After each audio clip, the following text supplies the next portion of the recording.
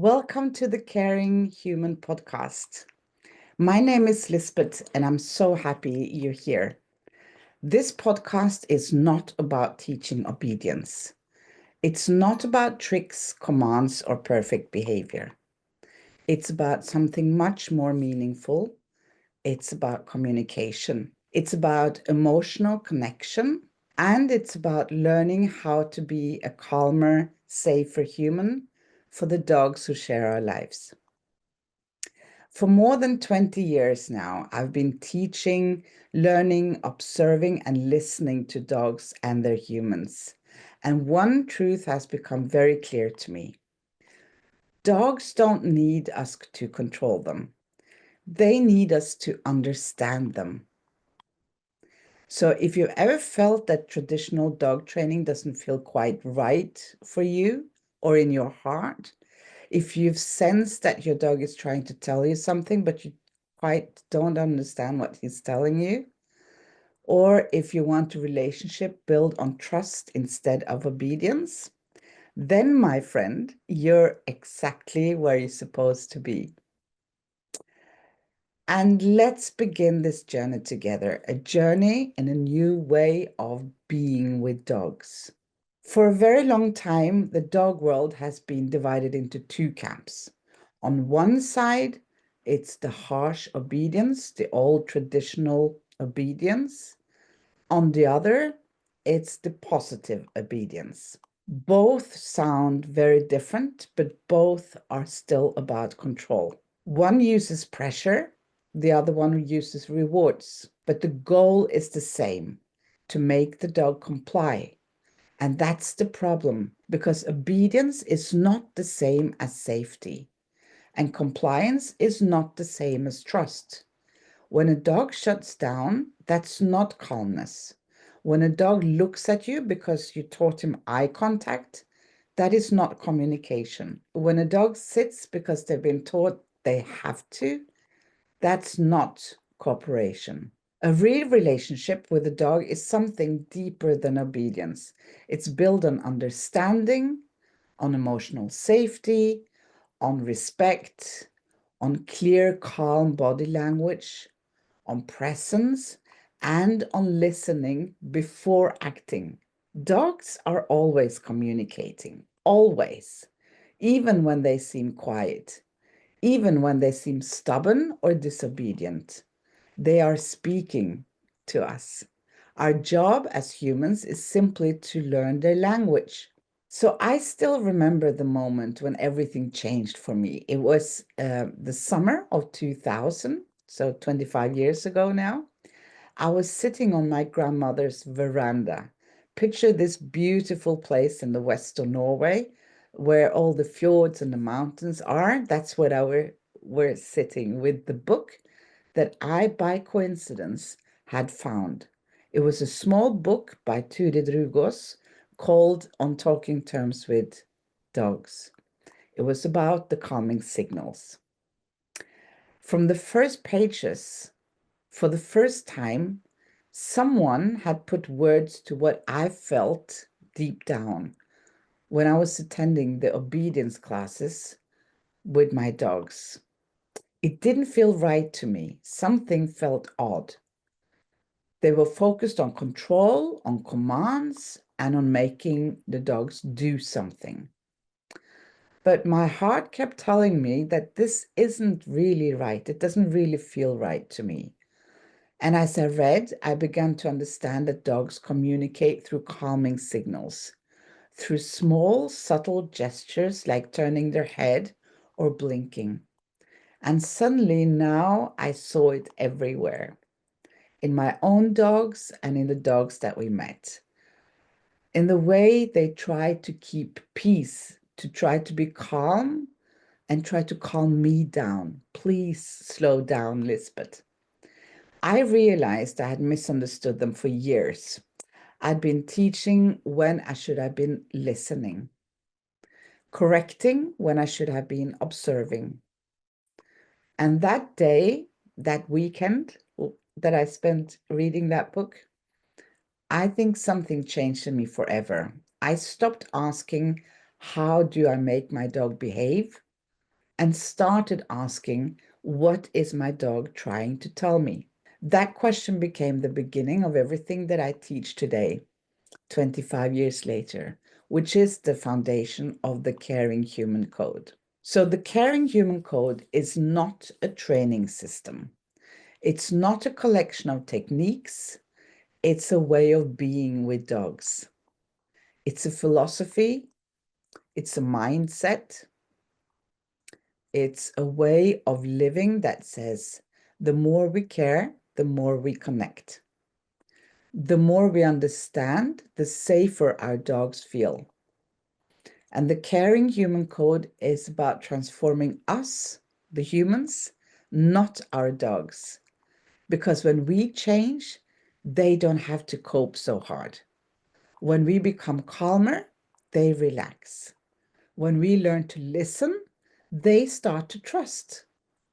It's about becoming the kind of human that dogs feel safe around. And it's something you can't fake. It has to come from within. So let me share the key principles that guides everything in the Caring Human Code. We observe first. Before we act, we speak. Before we teach, we observe. We notice how the dog moves, breathes, looks away, turns, licks his nose, doing all the calming signals. And every small detail tells us how they feel at that moment in that particular situation. And then we respond. We don't react. Reactions are quick, emotional, and often about control. And responses are more thoughtful, grounded, and based on understanding. So we build emotional safety before anything else. Learning can't happen in fear. A dog, or a human for that sake, that doesn't feel safe can't focus. They can't connect. They can't relax. Emotional safety is the foundation of all growth, both for dogs and humans. And we earn trust. Trust is not trained. Trust is built through consistency, calmness, and respect and understanding.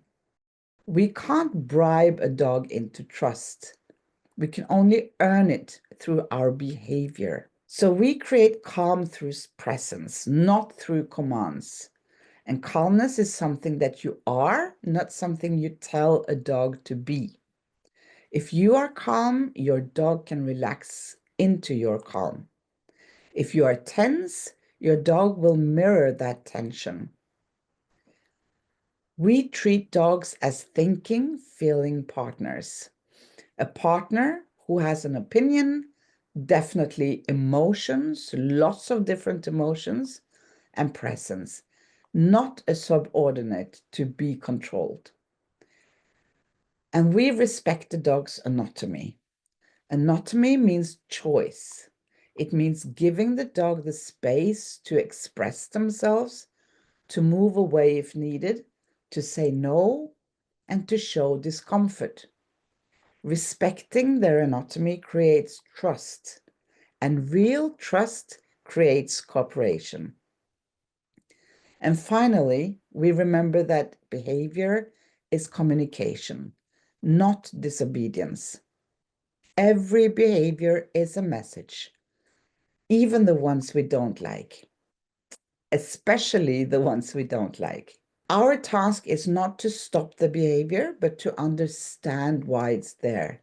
When we live this way, something beautiful happens between us and our dogs, because our dogs begins to feel seen. And when they feel seen, everything changes.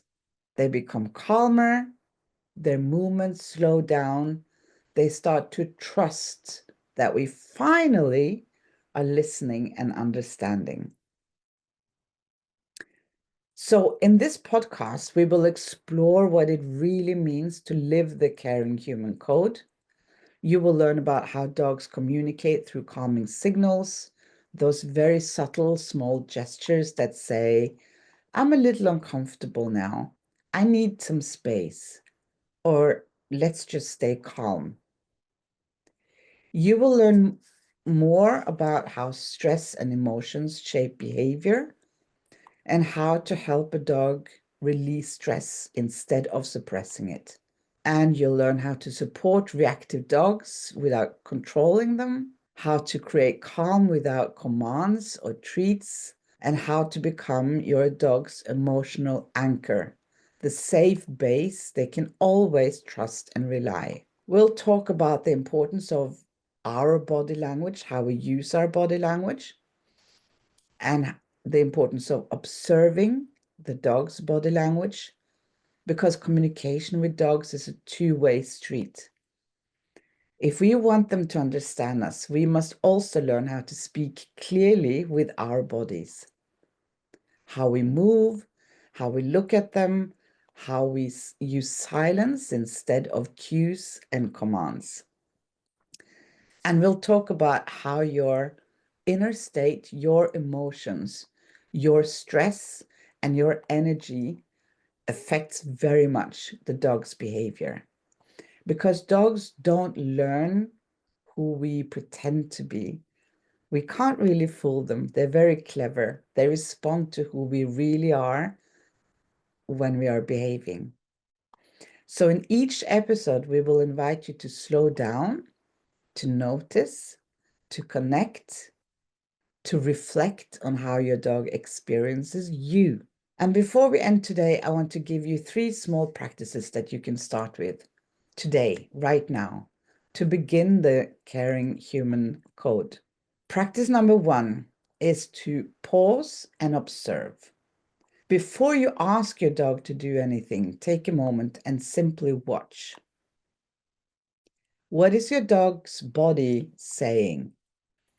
Is their breathing fast or slow? Are their eyes soft or tense? Do they look at you or do they look away? That's one small pause can change everything. Practice number 2 is to lower your energy. When things get stressful on a walk, at the door, lower your energy instead of raising your voice. Breathe deeply, soften your body, speak slower, if at all. Maybe we should just be more quiet and speak more with our bodies, just like our dogs are doing. And practice number 3, and maybe the most important of them all, is to let go of perfection. You don't have to have a perfect trained dog. You don't have to get everything right. Your dog doesn't need you to be perfect.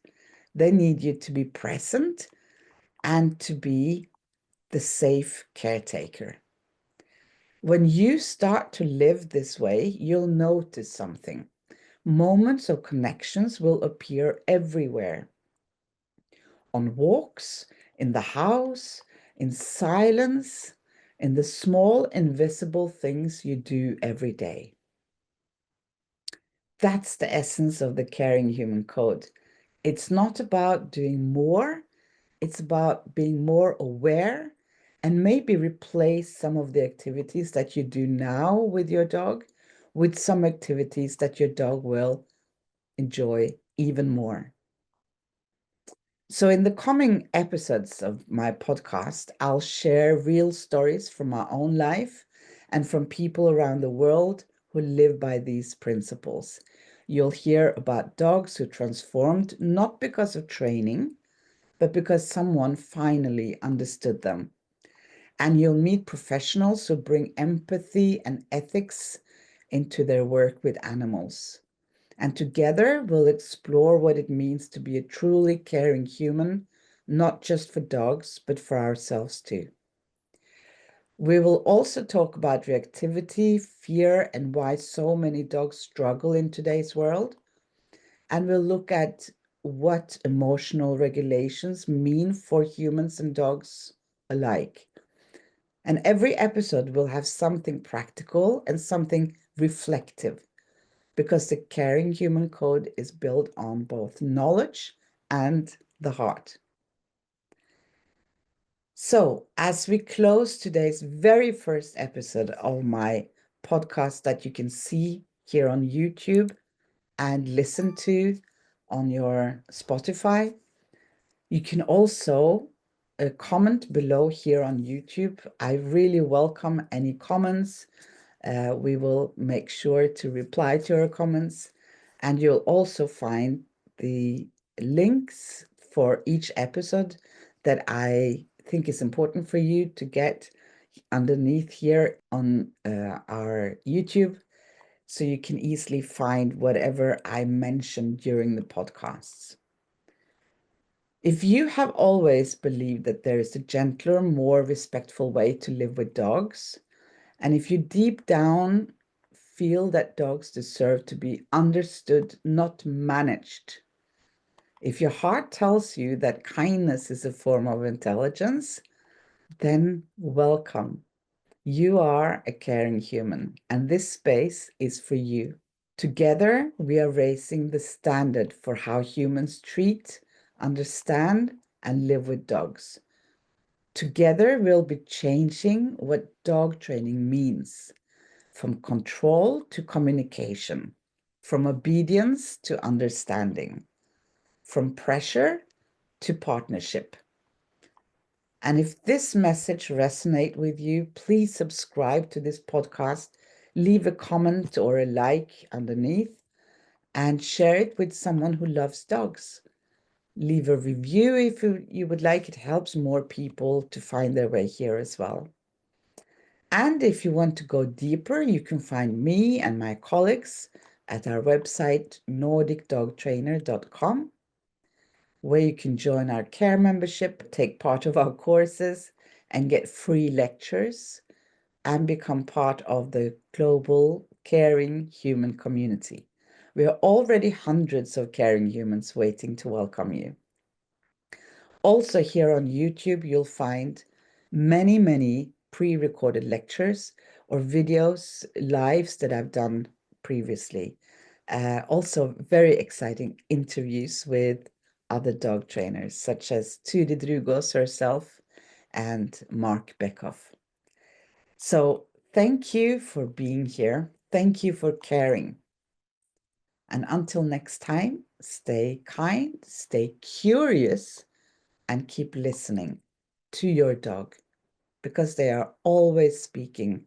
And now, finally, we're learning to understand them. And just one more thing before I go. On Sunday, the 23rd of November, I'll have a free webinar online for you if you want to learn more about the Caring Human Code. You should check out the link below in our YouTube channel. Thank you for listening, and I'll see you next time. Bye.